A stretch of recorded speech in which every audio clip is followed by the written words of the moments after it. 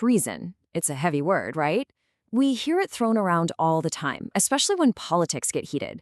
But what does it really mean? Well, the answer isn't just in some dictionary. Nope, it's actually locked away inside the US Constitution itself. All right, let's get into it. The basic idea of treason, betraying your country, that seems simple enough. But the way we toss that word around today is a million miles away from the actual legal crime. And it makes you wonder, with such a crazy strict definition, could treason even happen in the US today? So to really figure this out, we've got to go straight to the source. Let's cut through all the noise, all the political talk, and just ask one simple question. What does the Constitution actually say about it? And that brings us to our first big idea, treason. It's not just any crime. It's a crime against the entire nation. And what's really wild is that it's the only crime that's actually defined right there in the Constitution. The framers thought this was so important and, honestly, so easy to abuse that they didn't want to leave it up to future politicians to define. They put it right there in the highest law of the land. Yeah, they laid out this super precise formula in Article 3, Section 3.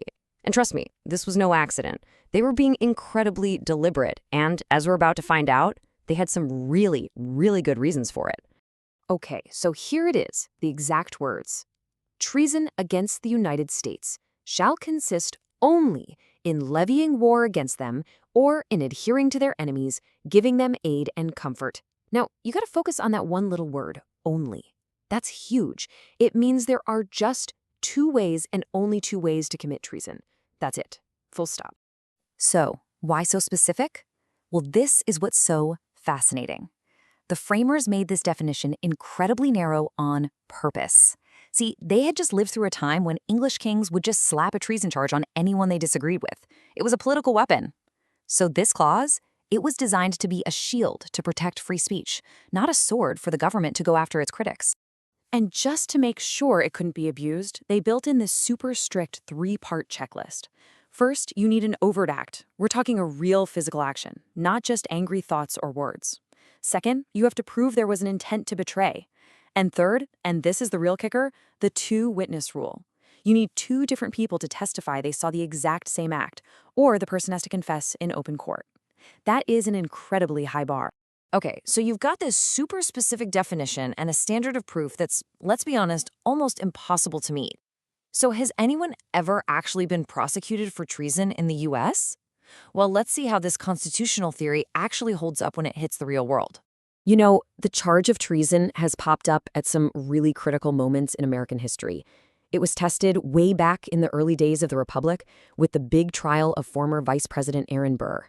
We see it again during World War II, and then it comes back in the modern era of global terrorism with the indictment of Adam Gaddan, the Al-Qaeda. So let's really break down those two paths, right? First, levying war. That's pretty much what it sounds like, literally taking up weapons and fighting against the United States. A classic example is the Whiskey Rebellion. The other path, giving aid and comfort, is a bit different. That means giving real material support, like, say, broadcasting enemy propaganda to a declared enemy during an official war. And this right here, this really drives home just how high that bar is. I mean, look at these cases. Aaron Burr, a former vice president of the United States, acquitted. Why? They couldn't get two witnesses. But then look at Mildred Gillers, who was Axis Sally, broadcasting for the Nazis, convicted. Tamakoya Kawakita, who abused American POWs for Japan, convicted. And then you have Adam Gaddan, the American who became an Al-Qaeda spokesman. He was indicted, but he was killed before he could ever stand trial. You can really see the Constitution's guardrails at work here. Okay, so what about those very, very few people who are actually convicted? What happens then? What are the consequences for committing what the Constitution calls the ultimate crime? Well, if you're convicted of treason, the absolute minimum you're looking at is 5 years in federal prison. But believe me, that's just the starting point. Because the other end of that spectrum, it's much, much higher. Treason is one of the handful of federal crimes in the US that can actually be punished by death. So yeah, the full range of penalties is intense. It goes from that 5-year minimum all the way up to life in prison or even the death penalty. On top of that, you're looking at huge fines, and you are forever banned from holding any kind of public office in the United States. Which brings us right back to that big question we started with. Why? Why make the bar so high? Why would the founders make the ultimate crime against the nation so incredibly hard to prove? Well, the answer is simple. They meant for it to be a shield, not a sword. And this gets to the very heart of it, and it's all rooted in history.